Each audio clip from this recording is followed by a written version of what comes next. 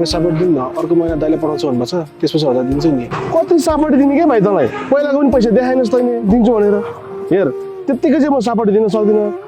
पैसाको सट्टामा तैँले मलाई केही जमानी दिन सक्छस् भने म तँलाई पैसा सपोर्ट दिन सक्छु नत्र भने दिन सक्दिनँ त्यही पनि मलाई 1 महिना फिर्ता छ फेरि ठिक छ नि दाइ आज आएर भाइले चाप दिने पैसा माग्दाखेरि जमानी राख्नु पर्यो मसँग चेक छ म तपाईँलाई 1 महिना पछिको 10,000 रुपियाँको चेक काटिदिन्छु अहिले मलाई 10,000 रुपियाँ दिनुहोस् न त हेर भाइ मलाई पनि यसरी पैसा तँलाई उ गर्नु चाहिँ मन थिएन तर मेरो पनि त पैसा हो नि त आउँछ आउँदैन ठेगान हुँदैन त्यही भएर त चेक उ गर्दै गर त्यहाँ लेख्दै गर म तँलाई पैसा क्युआरमा हालिदिइहाल्छु ल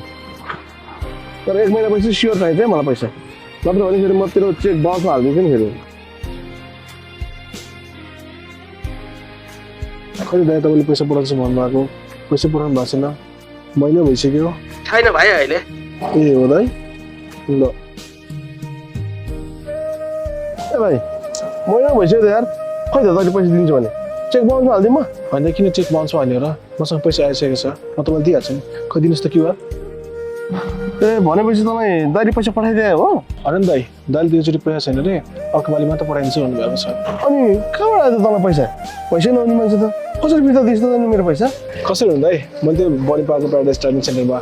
ड्राइभिङ सिकेको थिएँ राम्रोसँग पेमेन्ट पनि गरेको थिएँ अनि त्यहाँनिर चाहिँ मैले प्रथम पुरस्कार क्यासब्याक पाएको थिएँ फुल पैसा अनि त्यही पैसा मैले तपाईँले फिर्ता दिएको हो ए हो है भाइ तैँले त गजब गरेछ जस्तो यार त्यस्तो पनि छ त्यहाँ हो नि दाइ त्यहाँ त फर्स्ट हुनेलाई 100% क्यासब्याक सेकेन्ड हुनेलाई 75% क्यासब्याक अनि थर्ड हुनेलाई 50% क्यासब्याक छ अनि ग्रुपमा आउनेलाई झन् खतरा डिस्काउन्ट छ दाइ ए भाइ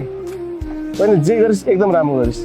त्यो कुरा मलाई पहिल्यैदेखि थाहा थियो बुझाएस् नि तँलाई मैले सजिलोसित पनि पैसा दिन सक्थेँ तर मैले तँलाई किन त्यसरी पैसा दिएँ भन्दाखेरि तैँले मेहनत गर्छस् त्यहाँनिर राम्रोसँग जान्छस् राम्रोसँग सिक्छस् पैसाको राम्रो सदुपयोग गर्छस् भनेर मैले तँलाई यो व्यवहार देखाएको भाइ बुझिस् नि जे कुरा गर्न खोजेछस् त्यो कुरा पुरा पनि भयो जस तैँले लाइसेन्स त पाइस् नि होइन राम्रोसँग पाइस् नि क्यासब्याक पनि भयो पैसा पनि रिटर्न ब्याक भयो पैसाको ठुलो कुरा होइन तैँले राम्ररी सिकोस् र राम्ररी होस् भनेर चाहिँ मैले त्यो व्यवहार गरेको भाइ के हो र दाइ थ्याङ्क यू दाइ मेरो त लाइसेन्स पनि एकैचोटि निस्क्यो दाइ त्यहाँबाट ल अब तैँले चलाएको स्कुटरमा चढ्ने हो म पनि